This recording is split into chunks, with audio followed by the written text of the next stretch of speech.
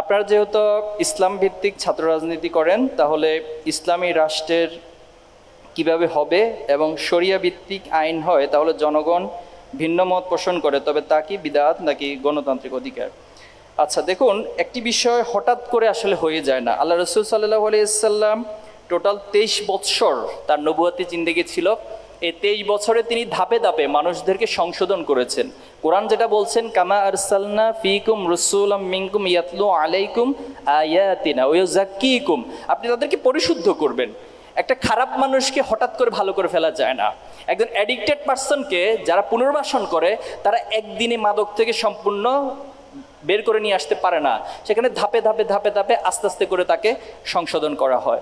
In the same ওয়েতে আমাদের এই সমাজে যে অসঙ্গতিগুলো রয়েছে, সমাজে যে অন্যায়গুলো রয়েছে, জুলুমগুলো রয়েছে, সেগুলো যদি আপনি নিষ্পত্তি করতে চান তাহলে এখানকার মানুষের চিন্তা চেতনার মধ্যে ইসলামকে আগে প্রবেশ করাতে হবে। এখন প্রশ্ন হচ্ছে, ঐতিহাসিকভাবে ইসলাম কি প্রমাণ করে? ইসলাম যেখানে প্রতিষ্ঠিত হয়েছে সেখানে কি অশান্তি এসেছে নাকি শান্তি এসেছে? ইসলাম যেখানে প্রতিষ্ঠিত হয়েছিল সেখানে কি ন্যায় প্রতিষ্ঠিত হয়েছিল নাকি সেখানে বেইনসাফি, জুলুম এবং বৈষম্য প্রতিষ্ঠিত হয়েছে? এই হিস্ট্রিক্যাল ব্যাকগ্রাউন্ডটা আমাদের কাছে ক্লিয়ার, আমরা এটা দেখতে পারি, স্টাডি করতে পারি।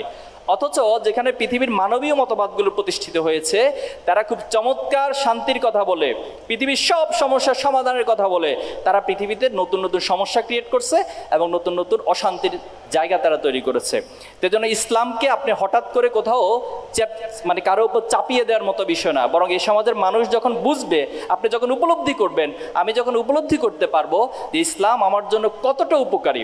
ইসলাম শুধুমাত্র মুসলমানদের জন্য উপকারী না, আল্লাহ রাসূলুল্লাহ সাল্লাল্লাহু আলাইহি ওয়াসাল্লামের ক্ষেত্রে আল্লাহ তাআলা বলছেন রহমাতুল লিল আলামিন, যে আপনি হলো পুরো জগৎবাসীর জন্য রহমত।